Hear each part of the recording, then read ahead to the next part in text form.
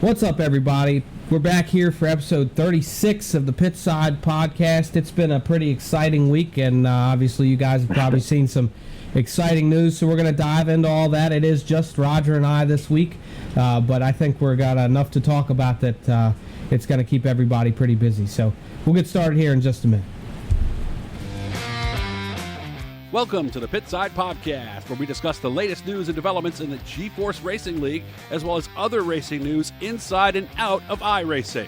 Now here's your hosts, the A-Lit Outlaw, Preston Cranmer, and Roger, the Bassman Craig.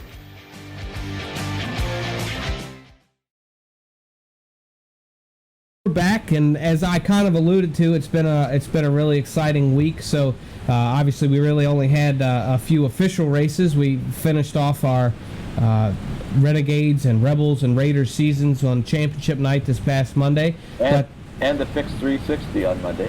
Fixed in the afternoon. Fixed 360 in the afternoon. I was getting there. So congratulations to the Bassman who won a championship in the fixed 360 series, and so it's pretty good. We had a kind of a team gathering that evening, just to celebrate a little bit. You know, can't party in the pits when it's virtual, but we can party virtually, right? So we sat around and had a couple beers, had a good time, and heard Roger recount all of his tales from the season, which tended to be more about avoiding wrecks than maybe victories, but there were a couple of those thrown in too. Well, I was, if we had if we had awards for different things, the surprise of the year or the upset of the year, whatever, would be winning a championship, because never in my wildest dreams I think I'd win anything. But, it's a persistence pays off. I showed up, I think I missed 1 week, but I showed up every week, and, it was down to only a few of us who had, well, just like all the divisions, really, it's the guys that show up. At the end of the season, it's those few guys that have made every race. They've got a couple of drop races that help. So, yeah, the interesting one about that is, I got to talk about 2 weeks ago. It's about when I realized I had a chance. I didn't even think about it before then, and realized I had, a race in hand on Greg. Like I had one drop week coming, and he had already used one. But the week before at Weed Sport, Dan Blau was in the race, and he was winning. It's the race I won. But Blau was way ahead, and what happened was he got caught. He was lapping some traffic and got into an incident that put him on the wall, and he couldn't get off. So me and Jeff Parker and there's somebody else too. We all, as we were going around the pace laps, we're trying to knock him off the wall. I was trying to tap him. That didn't work. Other guys were tapping him. And then finally, I just took a whack at him, but then I put him up on his roof, so it kind of screwed him, but the intentions were there. So anyways, after the race, I look at it, and I'm realizing now I'm in the hunt for this thing. And I had 6 incidents from trying to push him off, and I look at the standings, I'm 6 points behind Greg, so I lost 6 points of those incidents. They weren't your only 6 incidents, were they? Because then you would have technically lost 11 points.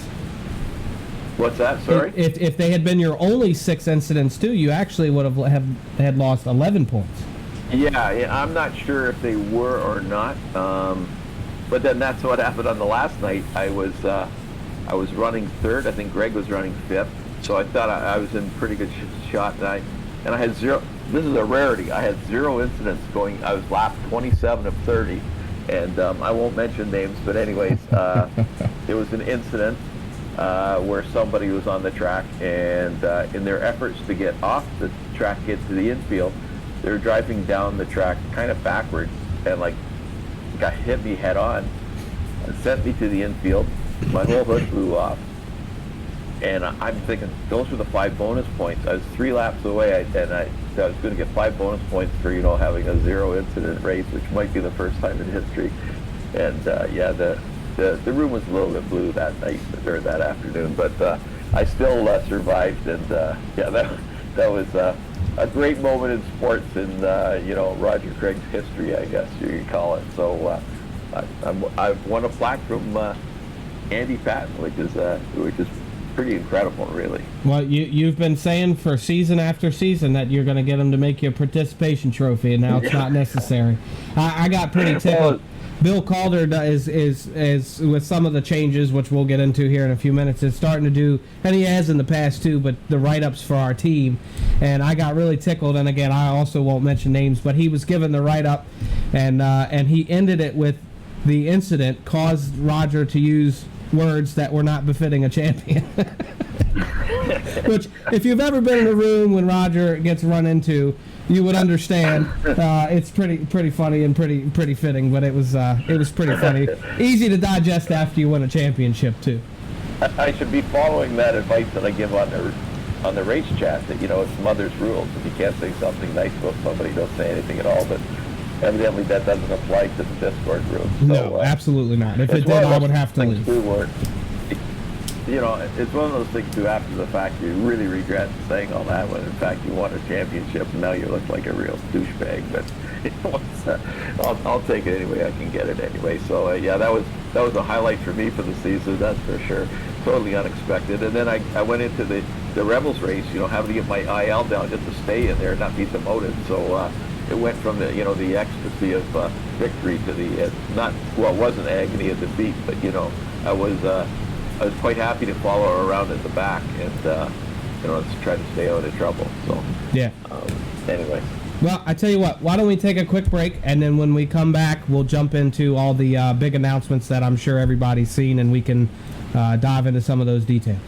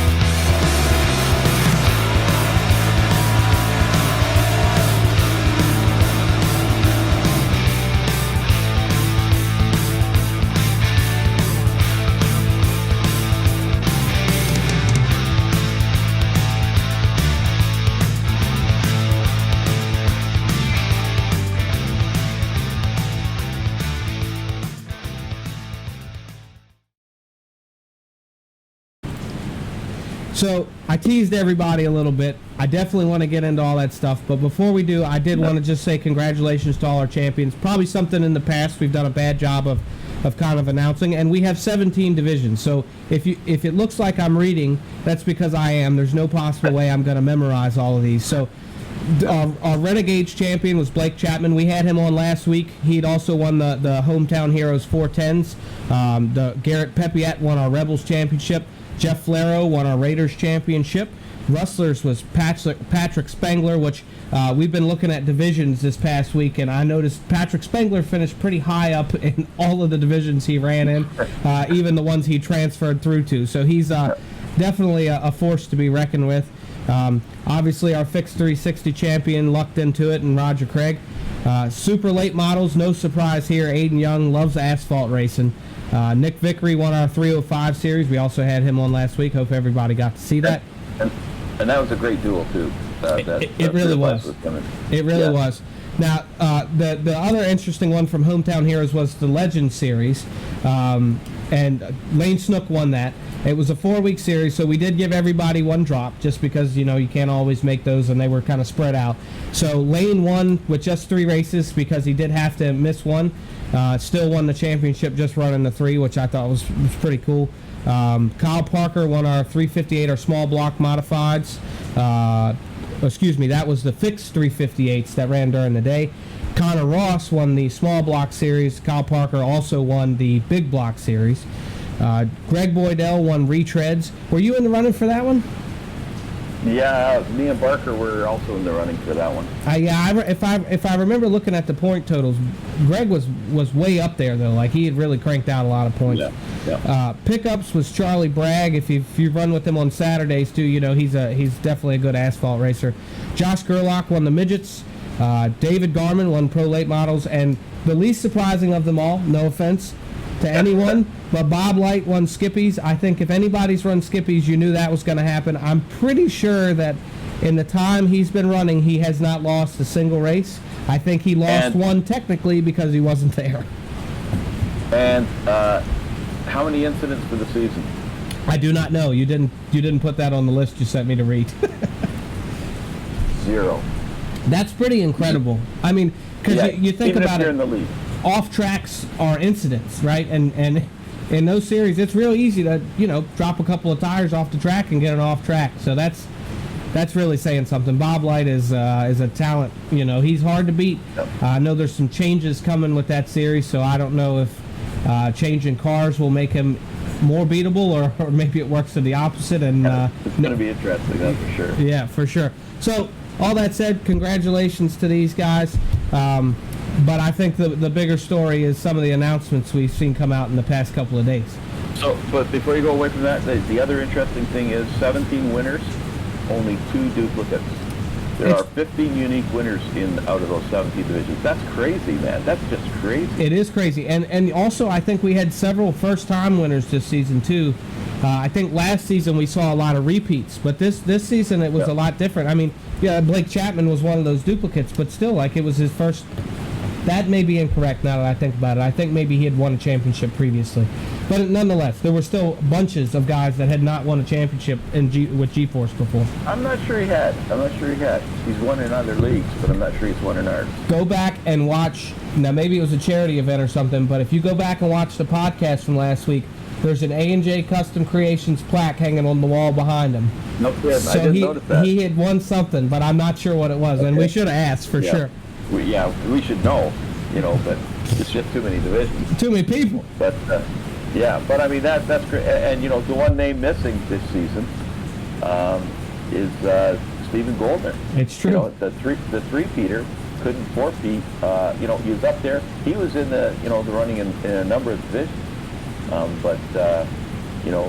Maybe he just took a note from Brandon Schultz and backed off a bit and give somebody else a chance. But, I don't know. Steve's always there and a great runner. He's pretty competitive when it comes to that too. So maybe he did, but maybe somebody just got the best of him. I don't know how he'll take that, but well, there's a challenge for next season. That's right. Steve Goldner come back from a disappointing season. Excuse me. So anyhow, I guess we don't really have a whole lot left to talk about. No, other than a few small changes we're making to the league. That's all. Without a doubt. So I mean, we've been busier than these, for months now, sort of prepping for a lot of things, and really, it's a new era in our league. Really excited about where we're going, how we're growing, and the opportunities that exist going down the road. So you want to talk a bit about that? Sure. I mean, it's kind of the elephant in the room, really, right? I mean, you and I have known about this, and with the select couple of guys that helped us along the way a little bit. But yeah, the league has grown, right? That's the big thing. Our driver count in the past 2 seasons hasn't increased dramatically, but the way we're doing things, the views we're getting on broadcast, it's just generally we're more organized and things are growing. The Hometown Heroes is a great example as to how we've grown. That I think we had high expectations for it when we started, but I think far and away it surpassed our expectations. Guys committed to it. Guys came in and enjoyed it. The promotional nights were great. We had sponsors. We had guys that came in and did, like you think Adam Ross came in and did our for our mental health. These are guys Yep. that Adam's always been very supportive of us, but coming in and doing a podcast, there wasn't a whole lot of reason, right? And so just giving reasons for everybody to get involved and just be part of the league has been absolutely fantastic. So obviously you guys saw the announcement.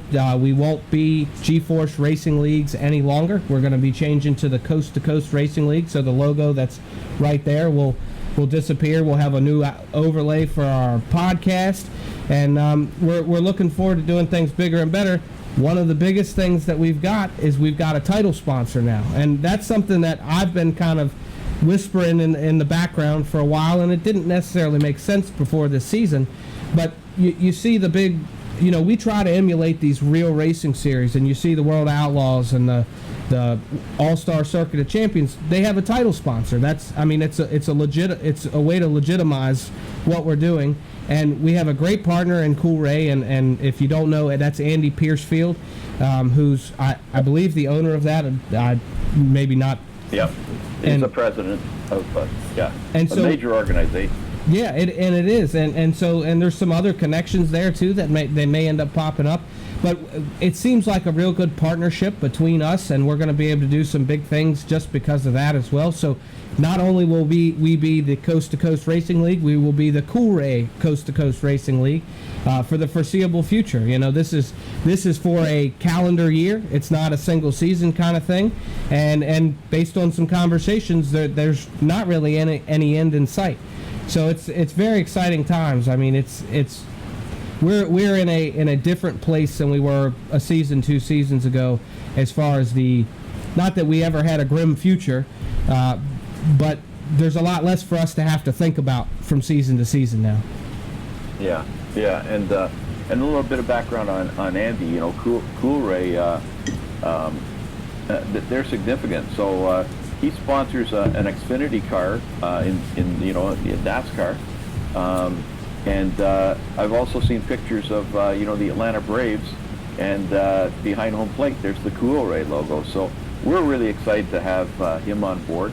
He's been driving pro lates. He's looking to get into a few of the other divisions, but he just wanted to do one division at a time and get a handle on that. And he's been from our conversation, just having a great time in the league.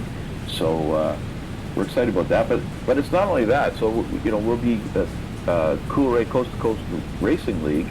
But along with that goes, we'll also be streaming our broadcast to C2C TV. So we'll have our own YouTube channel, and really excited about that. So we'll have all the broadcasts there, all of our past broadcasts, and all of our Pitside podcasts. So it's one-stop shopping there for that. And then talking about shopping, the other thing that you and I have talked about now for several seasons, and finally coming to fruition, is a merchandise store. So that'll have a presence on the website, and you'll be able to get league shirts and mugs, and we'll be adding all sorts of different attire and items as we go along, and various custom things. So it might not just be limited to the league. I mean, there's a lot of opportunities, and a portion of the money gotten there will go back into the league. So the league will benefit from the store.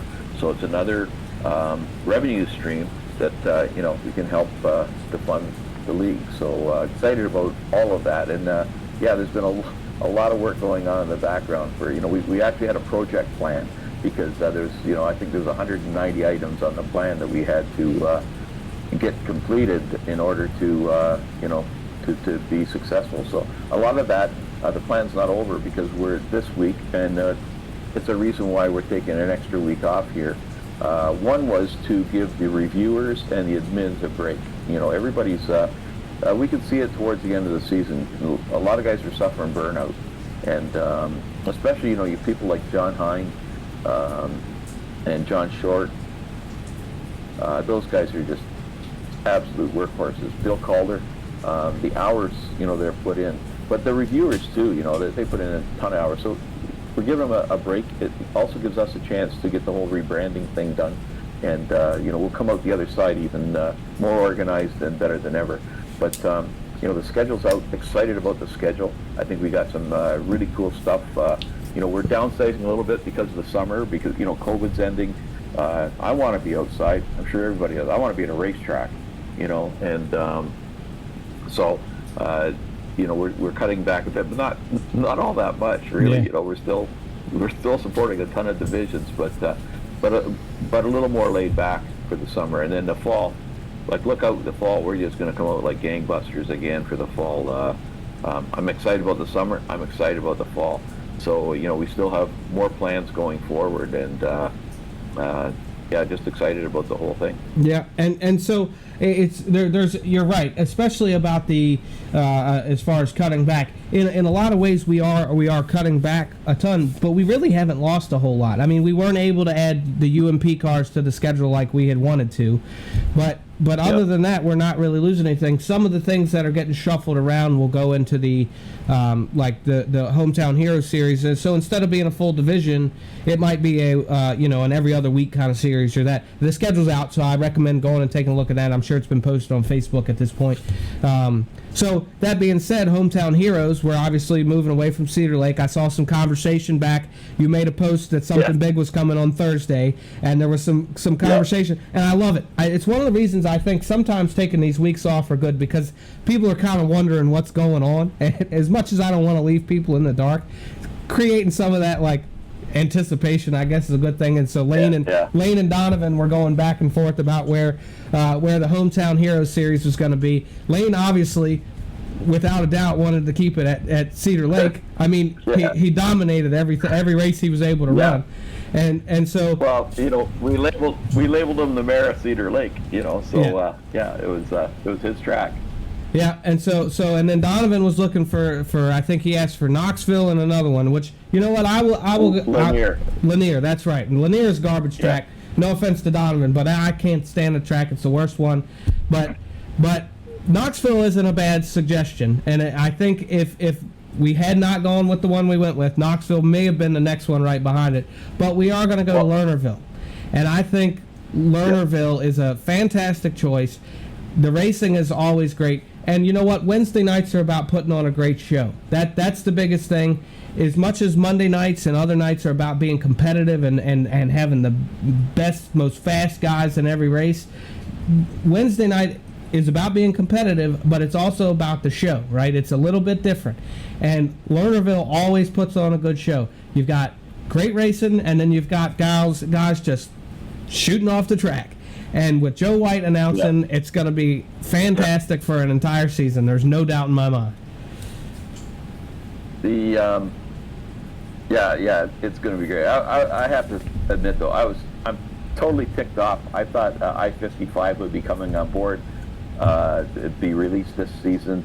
I'd gone to Google Maps and to their site, just checking the track out, and I thought that was going to be an ideal hometown track, but it never materialized. So, but Lernerville, that was the other choice for last season. So we decided to go there this season. I love it. It's just they're both like that home track feel, and so we'll give the summer season to Lernerville, and then we'll see where we go in the fall. But it's going to be exciting from that perspective. And we've got some really great events. We're going to start it off with the Hawkeye Challenge, where we'll have I'm pretty sure it'll be 305s, dirt mods, and pro lates. So the plan is I'll be approaching the top 5 or top 4 or 5 drivers from those divisions from last season, and those are, and they would be the ones to go in that race, and it probably be a feature only. That we won't go through the whole heats with all the mix. We'll just let's just do it and have it happen. So there's that in the works.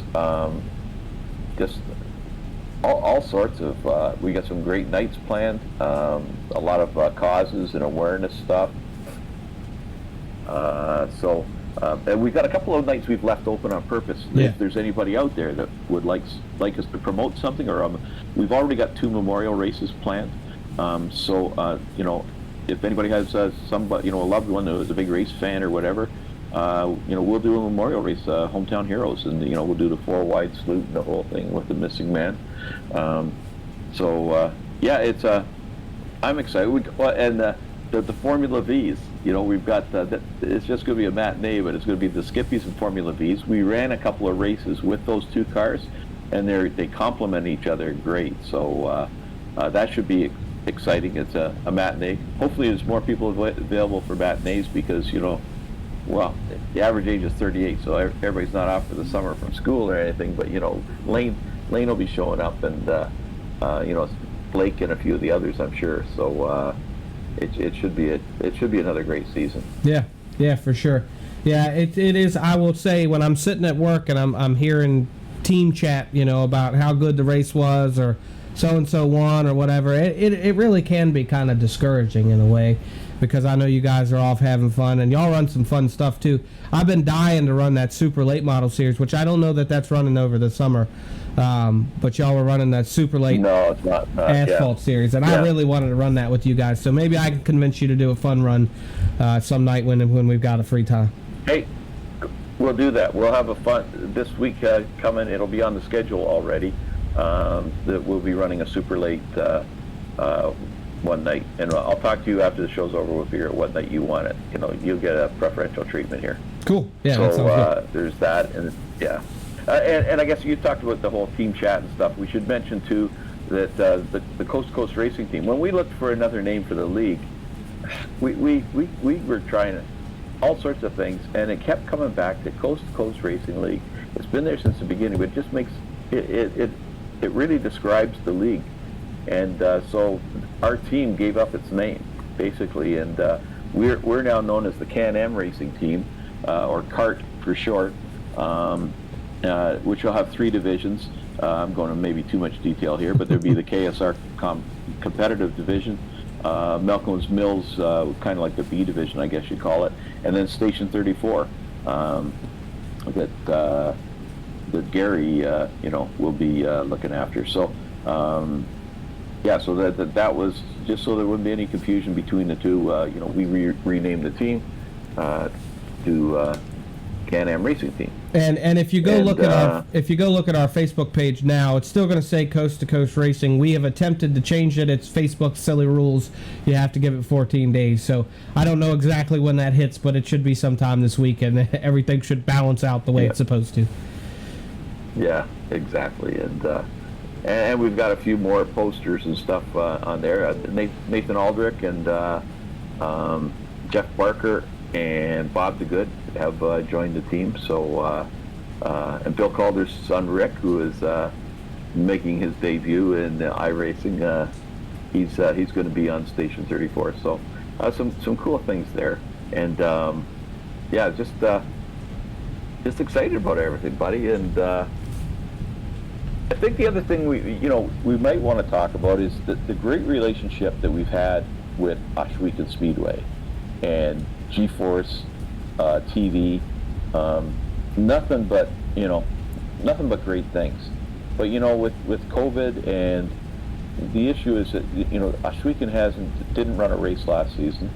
The soonest they'll open, I think, is like late July, maybe August. There's people out there saying they might not even run again this year. But they're up to their ass in alligator, just trying to plan. So GForce TV is going to get bigger and better than ever, because they're covering all sorts of races across Ontario. but I know that Clint and Adam are just like knee deep, like the planning and all that stuff. So their focus is on the real league and stuff, and we totally get that. The other one that just I was thinking of too is there's more things we got planned down the road, but in the fall, I know our team, and we got a fairly big team, but most of the guys, we're all going to meet for the 4 Crowns, and we invite other members. So I was watching Dylan. Dylan was at Knoxville, finished P2. He's had like 4 straight podiums or 5 straight podiums. He's just been running incredible. Had fast time in Knoxville in the 360s. But John Hine was there, and he went down to say hi to Dylan. And Dylan was actually having a shower at the time after the race, so he got a picture of the car. And then Josh Gerlach sees that picture, and then he posts, I saw the car. And I'm thinking that there's all these. And Steven Spees was with John. So we need to make sure that everybody knows where they're going to be on these weekends, and there's a chance to meet guys. I know we've met at the Burger Barn, a bunch of the Canadian guys, and it's great to meet the faces behind the car, I guess you call it, and just great people.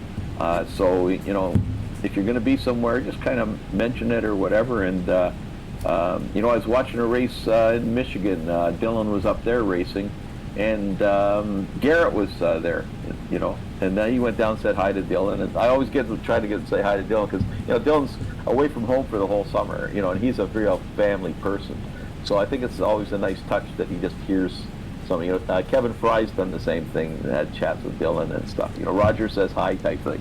So it's cool. But yeah, we need to do more of those get-togethers for sure. Yeah, and you're right. We need to. I want to encourage that, like you're doing. If you're going to go to a track, and it's not like if I'm going to Virginia Motor Speedway, I know nobody from the league is going to be there. It's me, right? But except for Dad. Dad will be there, so we'll meet up. Whatever. Anyway, but if you're going to a bigger track, bigger race or whatever, post it in the lounge because the way it seems to go, somebody else from the league is going to be there. So even if it's somebody you don't really care for, that you don't run real well against, hey, the worst that's going to happen is we finally get the fight in the pits. That seems like it's going to happen every week. So make sure somebody's got their phone. That's all I'm saying. Right? But no, please do that. And and I'm thinking, like you're talking about Dylan, it's really funny because he's down in Texas, right? And some guy comes up to him and says, hey, Roger says hi. He probably thinks our league is just 10 times as large as it is because he can't go anywhere without one of Roger's racing buddies showing up at the track and saying hi. Well, he's a few weeks from now. He's going to be out at Skagit, and I'm really hoping, Donovan and a few of the guys they'll be there, and Donovan knows Dylan anyway, so he'll be saying hi. But yeah, it's cool, and it's much better to say that you're going to a track than what happened there was everybody starts posting pictures of, oh shit, I was there too, after the fact when it's too late. So, but and we still have more big things planned. We got some other stuff, in around that planned. Going forward, I don't want to say anything more than that, but there's something big in the works around that too on a get together. So I'll just leave it at that for now. But you'll be hearing about that when it's at the appropriate time, because it's just right now it's just early planning stages. Yeah, and so on the same kind of note, I know I'm planning to go up to Williams Grove on July 24th, so that gives some planning time. If anybody's in the general vicinity, come over. Like we'll make a trip out of it. I think Ben, who's on our team, is going to be up there. I think Zach Chapman's going to come. I'm going to try to get Aldrich there if I can, but I know he a lot of times has duties at a track on those nights, so I don't know if I'll be able to get him there. But let's make it a party. We'll go sit on Beer Hill and we'll drink some beers or whatever and goof off. That'll be a good time. So hopefully with that amount of notice we can get a few extra guys there too. Yeah, for sure. So I checked the schedule. I mean, one plan was to go over all the things that we're doing this year that are different than last season, but I could go on and on. But that was in the post that came out Saturday. So just make sure you go and read that and be aware of all the changes. But the schedule's there. And just a warning, sometimes guys print out the schedule when it first comes out. There's still changes that happen through the season. What's that? I said Terry. Yeah, Yeah, Terry. Don't print it out just right away. Showing up for the wrong race at the wrong time. But it's 95%. I'd say 95%. There. We've got a great charity event planned. I'd like to talk a little bit about that. It may not happen because we haven't heard from the family. So Brody Sim, who applied to our league 3 days before this incident, and we talked about him before, but he's already beat cancer, and there's an interview that I will post at some point. It was like an hour before the accident, so he's in a real rough. He's got a long road ahead of him, so this season it will be through the Steve King Foundation. I've talked to them already. They're going to be reaching out to the family and seeing what can be done. But right now, that's the plan. I've got it on the schedule. If it turns out they, don't want the help for some reason, then we'll change it. It will be for Steve King Foundation, though, for sure. But we got a few things special planned around that, but we're waiting to hear back from the family. But everybody, just keep Brody in your prayers, and we'll try to post some updates as well. And I think the other one I've been thinking about, we need to reach out to Grady Chandler and just see how he's doing these days too, and how he's doing on his journey.